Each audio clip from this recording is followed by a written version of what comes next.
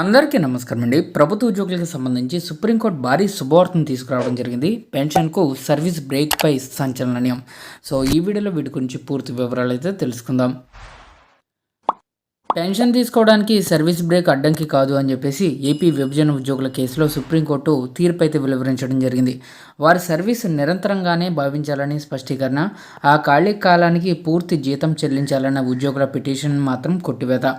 So ఇక్కడ రాష్ట్ర విభజన అనంతరం ఎవరైతే తెలంగాణ నుంచి ఆంధ్రప్రదేశ్కి ట్రాన్స్ఫర్ అయ్యారో ఆ ప్రభుత్వ ఉద్యోగులకు సంబంధించి సుప్రీంకోర్టులో పాక్షిక ఊరట లభించింది. ఉద్యోగంలో చేరడంలో పరిపాలనా పరంగా జరిగిన జాప్యం వల్ల ఏర్పడిన సర్వీస్ అంతరాయాన్ని పెన్షన్ ప్రయోజనాల కోసం పరిగణలోకి తీసుకోవాలని, వారి సర్వీస్ను నిరంతరంగానే భావించాలని ధర్మాసనం అయితే స్పష్టం చేసింది. అయితే పనిచేయని ఆ కాలానికి కూడా పూర్తి జీతం చెల్లించాలన్న ఉద్యోగుల అభ్యర్థన మాత్రం తోసిపుచ్చింది. నో వర్క్ నో పే అనే సూత్రం వర్తిస్తుందని తేల్చి చెబుతూ వారి పిటిషన్ను కొట్టివేసింది. ఈ మేరకు న్యాయమూర్తులు జస్టిస్ అహజుద్దీన్ అన్ముల్లా, జస్టిస్ ఎస్విఎన్ బట్టిల్తో కూడిన ధర్మాసనం సోమవారం తీర్పునైతే ఇచ్చింది. సో 2014 రాష్ట్ర విభజన తర్వాత తెలంగాణలో 58 సంవత్సరాలకు రిటైర్మెంట్ చేసిన కొందరు ఉద్యోగులను ఆంధ్రప్రదేశ్లో 60 ఏళ్ల పదవీ విరమణ వయసు ఉన్నందున తిరిగి విధుల్లోకి తీసుకున్నారండి.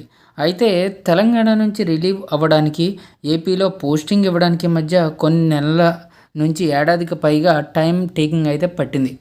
ఈ కాలాన్ని సర్వీస్గా పరిగణించి పూర్తి జీతం చెల్లించాలని ఉద్యోగులు సుప్రీంకోర్టును అయితే ఆశ్రయించారు. అయితే ఈ కేసు విచారణ సందర్భంగా ధర్మాసనం పలు కీలక వ్యాఖ్యలు చేసింది. పనిచేయని కాలానికి కూడా జీతం చెల్లించడానికి చట్టంలో ఎలాంటి నిబంధన అయితే లేదని, అందువల్ల ఆ డిమాండ్కు చట్టపరమైన బలం లేదని ధర్మాసనం స్పష్టం చేసింది.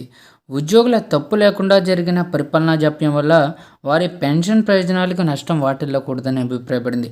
ఆ ఖాళీ సమయాన్ని కూడా పెన్షన్ లెక్కింపు కోసం పరిగణలోకి తీసుకోవాలని స్పష్టం చేసింది. తద్వారా వారి 60 ఏళ్ల సర్వీసుకు గాను పూర్తి పెన్షన్ ప్రయోజనాలు పొందుతారని పేర్కొంది. అయితే ఈ ప్రయోజనం పొందాలి అంటే తాము పనిచేయడానికి సిద్ధంగా ఉన్నామని, ఆ ఖాళీ సమయంలో ఉద్యోగులు ప్రభుత్వానికి వినతిపత్రం ఇచ్చి ఉండాలని కోర్టు అయితే వ్యాఖ్యానించింది.